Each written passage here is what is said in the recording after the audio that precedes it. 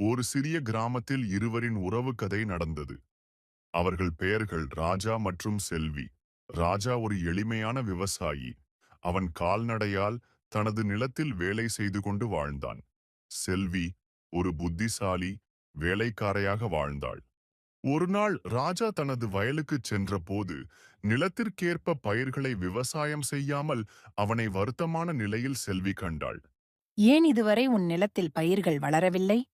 மழை வரவில்லை. எனவே நான் பயிர் விதைக்க முடியவில்லை.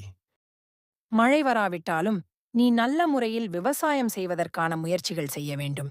நிலத்தை முந்தையாக தயார் செய்ய வேண்டும். தனது நிலத்தை சுத்தம் செய்து தண்ணீர் சேமிப்பு முறை மற்றும் உரங்களை பயன்படுத்தி புதிய முறையில் விவசாயம் செய்ய முடிவு செய்தான். காலம் கடந்த பின்னர் மழையும் வந்தது. ராஜா செய்த முயற்சிகள் பலனளித்தன. அவனது நிலத்தில் காய்கறிகள் மற்றும் பழங்கள் வளரும்போது அவன் மகிழ்ச்சி அடைந்தான்.